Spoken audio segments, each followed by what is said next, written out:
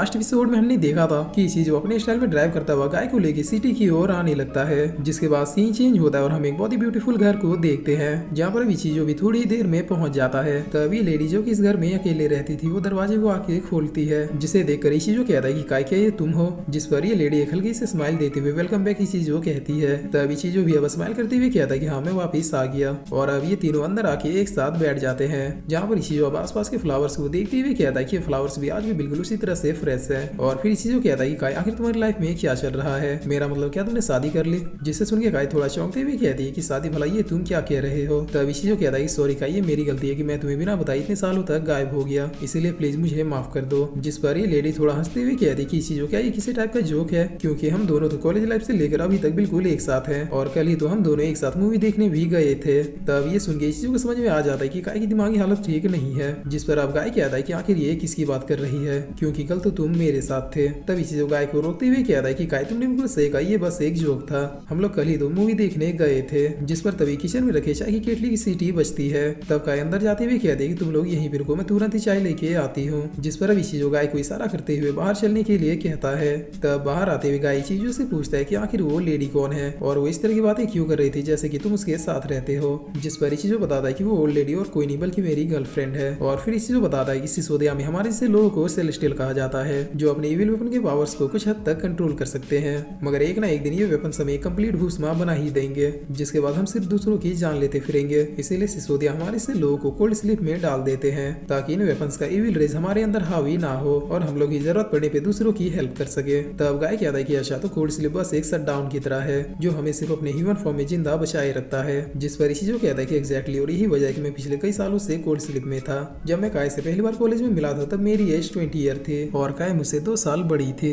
लेकिन जैसे मैं अपने कॉलेज के फाइनल ईयर में पहुंचा था वैसे मेरे साथ एक घटना हुई जिसमें मुझे ये वेपन मिला, जिसके बाद मैं भी एक सेलेस्टियल बन गया और फिर सिसोदिया वालों ने मुझे कोल्ड स्लीप में डाल दिया, और मैंने भी इस बात से इनकार नहीं किया क्योंकि ये मेरे और मेरे चाहने वालों की भलाई के लिए ही था। मगर कहते हैं ना समय किसी के लिए नहीं रुकता, मेरे सेलेस्टियल बनने के बाद मेरी एज तो एकदम थम से गई, लेकिन काय की उम्र धीरे धीरे बढ़ती गई। तुम्हें लग रहा होगा कि वो लेडी पागल है, लेकिन बात यह है कि उसने कॉलेज लाइफ से लेकर अभी तक मेरा वेट किया, जिसकी वजह से उसका माइंड उसे दिलासा देने के लिए मेरे ही इल्यूजन्स को बना रहा है। लोग हमारे से लोगों को किसी मॉन्स्टर की तरह ट्रीट करते हैं, मगर ये मेरे लिए काफी स्वाभाविक की बात है कि मुझे काय जैसी पार्टनर मिली जिसने अपनी पूरी जिंदगी भर मेरा वेट किया जैसे वो अभी कर रही है। और फिर इशिज़ो गाय से कहता है कि चूंकि हम लोग सिटी में पहुंच चुके हैं इसीलिए मेरे ख्याल से तुम्हें थोड़ा बाहर घूम लेना चाहिए, और इतना क्या कि इशिज़ो वापस से अंदर आ जाता है। तब काय पूछते है कि तुम्हारा फ्रेंड कहाँ गया, जिस पर इशिज़ो कहता है कि वो हम दोनों को डिस्टर्ब नहीं करना चाहता था इसलिए बाहर घूमने चला गया है। और फिर इशिज़ो कहता है कि काय हमें डांस किए हुए काफी दिन हो गए, इसीलिए क्या तुम मेरे साथ डांस करोगे। तब काय भी काफी ब्लश करते हुए यस कहती है। जिस पर अब इधर हम गाय को देखते हैं जो कि सिटी में घूमते हुए कहीं पे जा रहा था, मगर तभी गाय की नजर एक पोस्टर के ऊपर पड़ती है जिसमें स्वॉर्ड सोल लिखा हुआ था, और अब गाय सीधे इस पोस्टर वाले प्लेस में पहुंच जाता है जहाँ पे एक वीडियो गेम कंपटीशन हो रहा था, और इस कंपटीशन में एक लड़की और लड़का एक दूसरे के अगेंस्ट में थे, जहाँ पे ये लड़की जिसका नाम मोरितो है ये बहुत ही आसानी से इस कंपटीशन को जीत लेती है क्योंकि ये लड़की एक प्रोफेशनल गेमर थी। और अब इस कंपटीशन को देखने के बाद गाय कहता है कि अच्छा तो ये बस एक गेम था, मुझे लगा कि यहाँ पे स्वॉर्ड की असली फाइट होगी। जिसके बाद इधर इशिज़ो और काय को देखते हैं जो कि पुराने सॉन्ग्स में डांस कर रहे थे, और इस सीन को देखकर पता नहीं क्यों मुझे कैप्टन अमेरिका की याद आ रही थी। जिस पर अब डांस करते करते काय अचानक से गिर जाती है। तब इशिज़ो पूछता है कि काय क्या तुम ठीक हो, जिस पर काय कहती है कि बिल्कुल वो मैं थोड़ा थक गई थी। तब ये सुनने के बाद इशिज़ो का जो एक्सप्रेशन होता है वो कसम से काफी ज्यादा हार्ट ब्रेकिंग था, क्योंकि अब इशिज़ो को समझ में आ रहा था कि काय के पास अब ज्यादा वक्त नहीं है, इसीलिए इशिज़ो अब काय के लिए वो सब कुछ करने लगता है जिससे काय को खुशी मिलती है। जिस पर अब काय कहती है कि तुम बिल्कुल पहले की तरह ही मेरी केयर करते हो, पता नहीं मैं तुम्हारी इतनी केयर कभी कर भी पाऊंगी या फिर नहीं। तब इशिज़ो कहता है कि तुम्हें ऐसा सोचने की जरूरत नहीं है, तुम बस इतना बताओ कि आखिर तुम्हारी विशेष क्या है, मैं आज ही तुम्हारी उन सारी विशेष को पूरी कर दूंगा क्योंकि आज मैंने ऑफिस से छुट्टी ले ली है। जिस पर काय अपने पुराने फोटोज को देखते हुए कहते हैं कि क्या हम लोग बीच पे चले, क्योंकि लास्ट टाइम हम लोग बीच में तब गए थे जब हम लोग कॉलेज में थे। तब इशिज़ो कहता है कि नो प्रॉब्लम, हम लोग वहाँ पे इस बार सी फूड भी खाएंगे। जिससे सुन के काय बहुत ही खुश होते हुए कहते हैं कि क्या सच में तुम मुझे बीच पे लेके जाओगे। तब इशिज़ो कहता है कि बिल्कुल इसीलिए तो मैंने छुट्टी ली है। जिस पर काय बहुत ही खुश होकर यहाँ से जाते हुए कहते हैं कि तुम बस 2 मिनट वेट करो, मैं रेडी होके आ रही हूँ। तब काय के यहाँ से जाते ही उसके घर का टेलीफोन बजता है जिसमें से एक रिकॉर्डेड वॉइस अपने आप ही कहती है कि मिसेस काय मैं आपकी डॉक्टर बोल रही हूँ, मुझे ये बताते हुए काफी दुख हो रहा है कि अब अगर आपको कोई दूसरा हार्ट अटैक आया तो फिर हम लोग कितनी कोशिश क्यों ना कर ले लेकिन आपको नहीं बचा पाएंगे, इसीलिए आप प्लीज उस पर्सन को जिसका नाम इशिज़ो है उसके बारे में दिन रात सोच के इस तरह से घुट घुट के जीना बंद कीजिए, और अगर आपके फैमिली में कोई और भी है तो फिर उसके साथ रहना शुरू कर दीजिए। तब इस वॉइस को सुन के इशिज़ो खुद को बहुत ही संभालते हुए किसी तरह से बिना कोई एक्सप्रेशन दिए काय के कमरे में पहुंच जाता है, जहाँ पर वो देखता है कि काय ने सारे मिरर्स को ढक के रखा था और अब काय पीछे से कह रही कि मैं जानती हूँ कि तुम रियल चीज हो नहीं हो, लेकिन मुझे इससे कोई फर्क नहीं पड़ता कि एक इल्यूजन है या फिर कुछ और। मैं हमेशा तुमसे प्यार करती थी, करती हूँ और करते रहूंगी।